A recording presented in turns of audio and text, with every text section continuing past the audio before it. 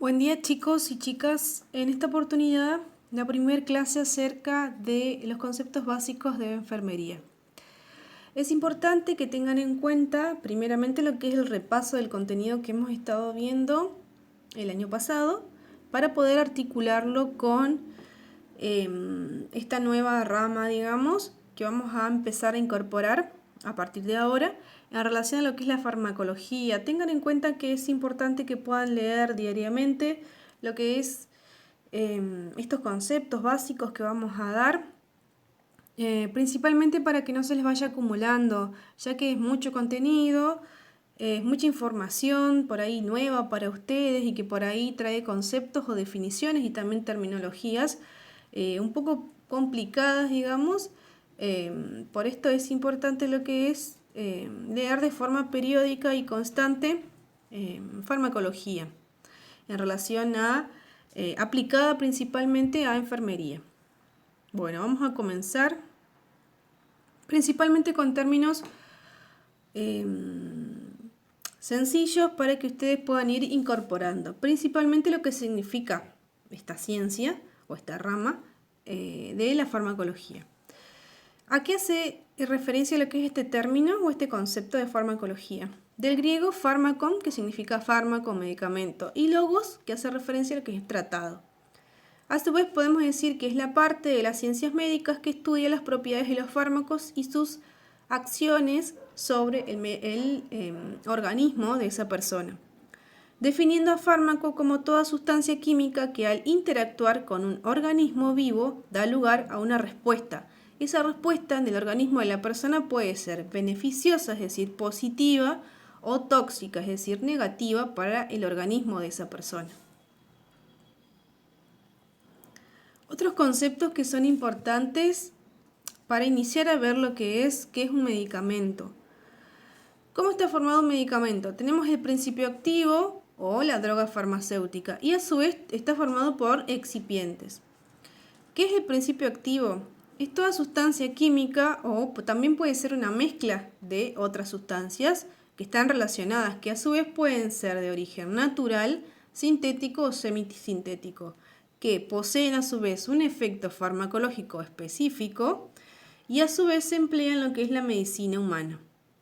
Luego, en conjunto con el principio activo, tenemos lo que es el excipiente. ¿Qué es el excipiente? Es toda sustancia de origen natural o sintética presente en una preparación farmacéutica incorporada sin propósito terapéutico. Un excipiente, por ejemplo, puede ser la cobertura, es decir, cómo está recubierto lo que es ese medicamento, cómo lo protege, lo que envuelve exteriormente al principio activo.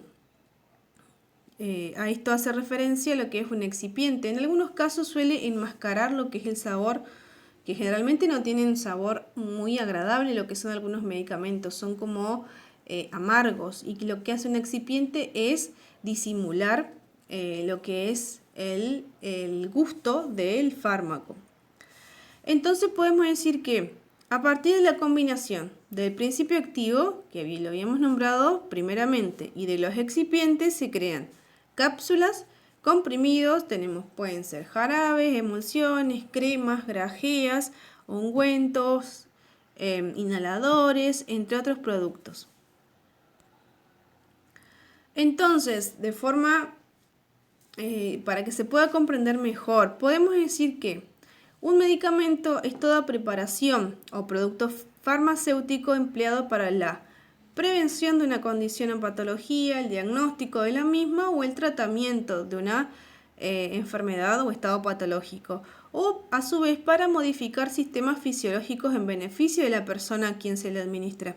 Es una herramienta terapéutica que se utiliza para prevenir enfermedades, aliviar signos o síntomas de enfermedades, controlar patologías o enfermedades y curar, es decir, eliminar la causa de la enfermedad, restableciendo la salud de la persona.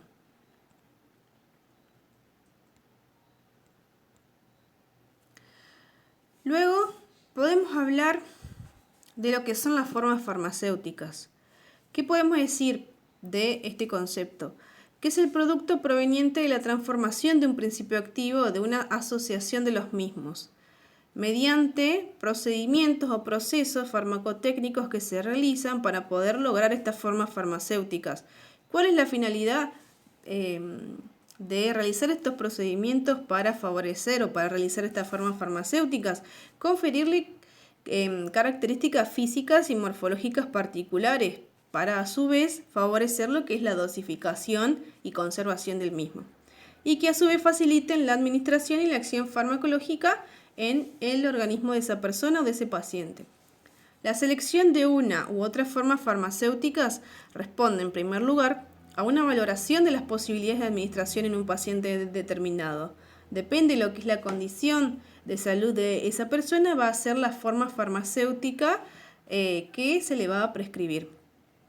También teniendo en cuenta lo que es la evaluación del mismo. En segundo lugar, la acción del fármaco, es decir, cuál va a ser la finalidad de ese fármaco en el organismo de la persona. Y por último, depende de la existencia en el mercado sanitario, obviamente de la presentación adecuada para la indicación de ese medicamento. Seguimos con las formas farmacéuticas. Los criterios que en general marcan esta elección de una forma farmacéutica u otra por parte de los profesionales sanitarios son variables. Tenemos respecto al paciente y respecto al medicamento. Respecto al paciente, es importante tener en cuenta la edad, el estado de salud o la condición de salud del paciente, las características físicas, dónde se localiza la enfermedad, las habilidades manuales y cognitivas, la existencia o no de polimedicación, es decir, si la persona se le está administrando mucha medicación a la vez, por distintas situaciones o por su condición de salud. Respecto al medicamento, hay que tener en cuenta el lugar de acción del fármaco, la velocidad de acción del mismo, el mecanismo a través del cual se va a absorber y el intervalo del efecto deseado. Es decir, el tiempo, el lapso de tiempo en el cual se va a lograr ese efecto deseado en el organismo de la persona. Acá de forma resumida tenemos algunas formas farmacéuticas según su estado físico. ¿A qué hace referencia el estado físico de las formas farmacéuticas? A que existen fórmulas líquidas, tenemos sólidas y semisólidas. Las líquidas pueden ser jarabes, soluciones, colirios o inyectables. Las sólidas pueden ser polvos, tabletas, granulados, grajeas, cápsulas y píldoras. Y semisólidas pueden ser algún tipo de crema, pasta, pomadas o emulsiones. Hablando de las distintas ramas que forman la farmacología, nosotros nos vamos a centrar en lo que es la farmacocinética y la farmacodinamia. De forma resumida para que ustedes puedan comprender a qué hace referencia estas dos ramas. La farmacocinética se enfoca en el estudio de toda la ruta metabólica de un fármaco, es decir, desde que se administra el medicamento hasta que se elimina del organismo de la persona. ¿Cuál es el objetivo? Es analizar la acción del organismo hacia el fármaco.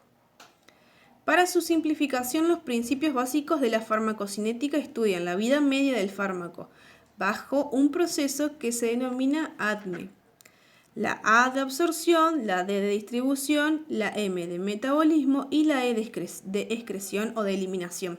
En esta oportunidad no se las desarrollé de forma completa porque llevaría más tiempo, digamos, y en este primer Power quería desarrollar algunos conceptos básicos en relación a esto, pero para que ustedes puedan en una primera instancia poder leer lo que es el proceso ADME, qué significa cada letra en relación a los principios básicos de la farmacocinética, que tienen que ver con cómo se absorbe el medicamento en el organismo de la persona, cómo se distribuye ese organismo a las distintas células, cómo se metaboliza a su vez ese fármaco y finalmente cómo se elimina del organismo de la persona. Luego tenemos otra rama de la farmacología importante y que vamos a estudiar, que es la farmacodinamia, que hace referencia a que es la disciplina de la farmacología que basa su estudio en la respuesta del organismo ante la administración del fármaco. ¿Cuál es el objetivo de esta? Es analizar la acción del fármaco hacia el organismo. En relación a otra rama de la farmacología que me pareció sumamente importante, lo que es la farmacovigilancia, acerca de lo que son los efectos adversos, que son muy importantes siempre tener en cuenta los efectos adversos de la medicación en enfermería. ¿Qué es la farmacovigilancia? Según la Organización Mundial de la Salud, es la ciencia y actividades relacionadas con la detección, es decir, la prevención, la evaluación, comprensión y la prevención de los efectos adversos de los medicamentos o cualquier otro problema relacionado con ellos. También es importante definir qué es un efecto adverso. Es una reacción nociva y no deseada que se presenta tras la administración de un medicamento, a dosis utilizadas habitualmente en la especie humana para prevenir, diagnosticar o tratar una enfermedad o condición o para modificar cualquier función biológica. Siempre tengan en cuenta que los efectos adversos, principalmente o en la mayoría de los fármacos o medicamentos, en la mayoría de sus veces son los mismos. Los efectos adversos principales son desde náuseas, vómitos, cefalea o dolor de cabeza, desde malestar general, desde acidez estomacal, puede pasar de un extremo a otro, desde diarrea a estreñimiento. Esos son los más comunes de ver. Pasamos a otro concepto sumamente útil, ¿no? Muy necesario en lo que es farmacología en enfermería, y que es dosis, y que a su vez se puede clasificar en varios tipos de dosis. ¿Qué es una dosis? Es la cantidad de una droga que se administra para lograr eficazmente un efecto determinado. El estudiar o estimar la dosis efectiva y la forma correcta de administración del fármaco se le llama dosificación. ¿Cómo se puede clasificar la dosis? Tenemos una dosis mínima y en contraposición con esta una dosis máxima. Tenemos una dosis subóptima o ineficaz, una dosis tóxica y la más letal o mortal y que llamamos dosis mortal. ¿Qué es la dosis mínima? Es una dosis pequeña y el punto en que empieza a producir un efecto farmacológico evidente.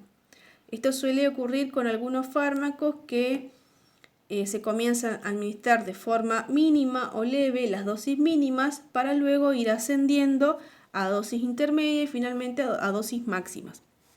Una dosis máxima es la mayor cantidad que puede ser tolerada sin provocar efectos tóxicos en el organismo de la persona. Una dosis subóptima o ineficaz es la máxima dosis que no produce efecto farmacológico apreciable. Luego tenemos una dosis tóxica que constituye una concentración que produce efectos indeseados en el organismo de la persona. Y finalmente una dosis mortal, que es la dosis que inevitablemente produce la muerte en la persona.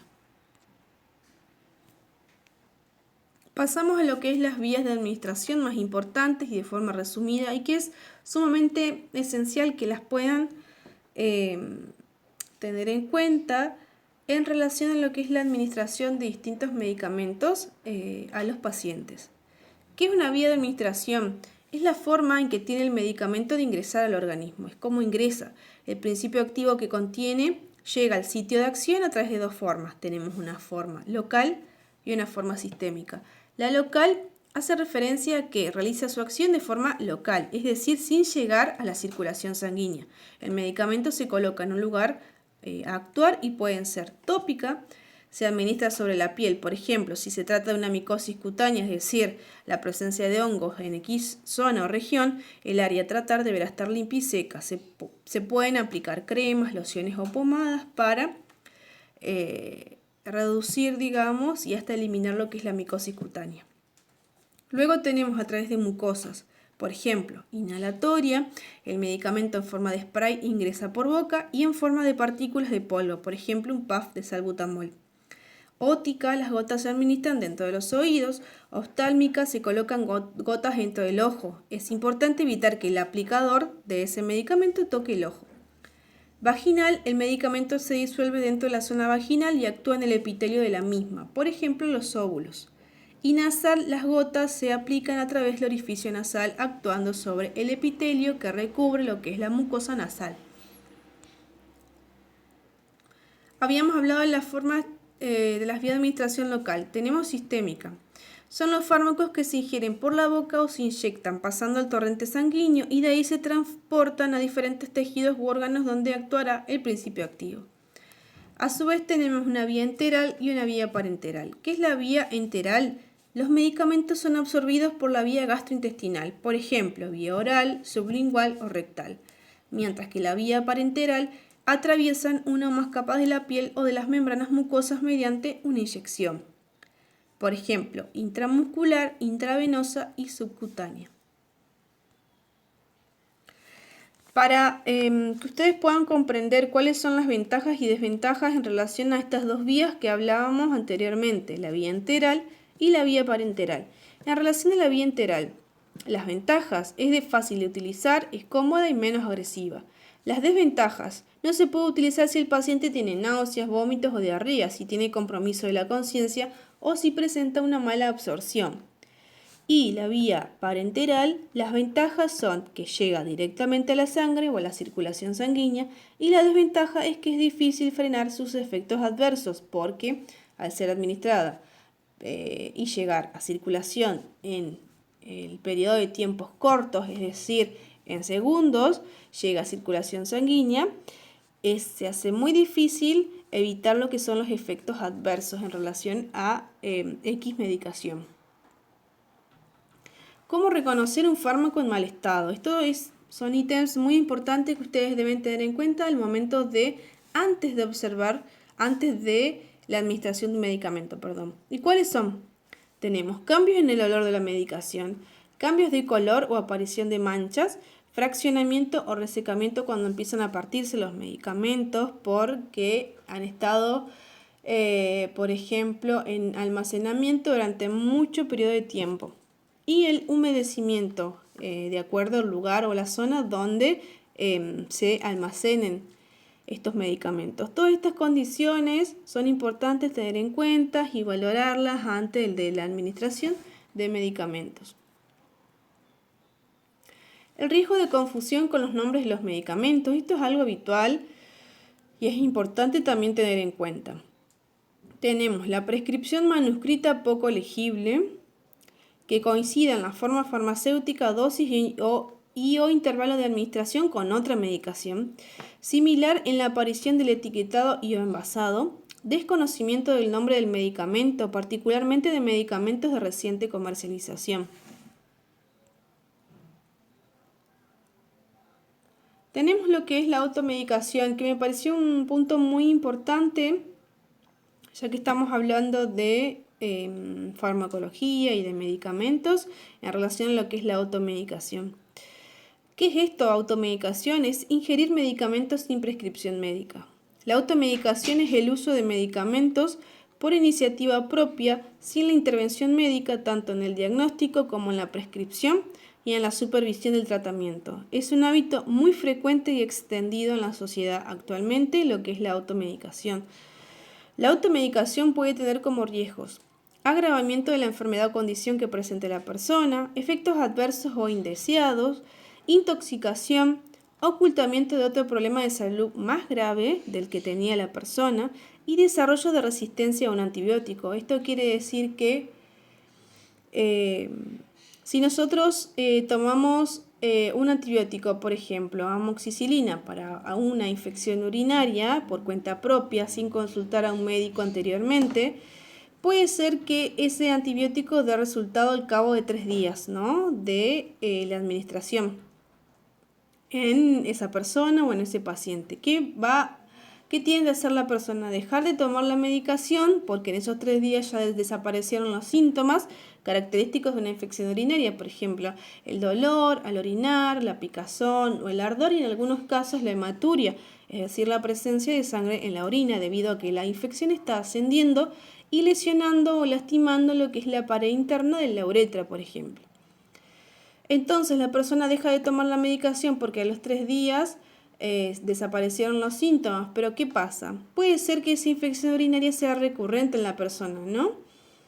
¿Y la persona qué va a hacer? Va a volver a comprar amoxicilina, por ejemplo, y ya no va a hacer la misma acción farmacéutica o farmacológica en ese antibiótico. ¿Por qué? Porque el antibiótico suele hacerse resistente a la bacteria que produce la infección, ¿no? Principalmente porque, primeramente o primordialmente, debemos consultar a un médico para que nos realice análisis de orina. En este caso estamos hablando de infecciones urinarias.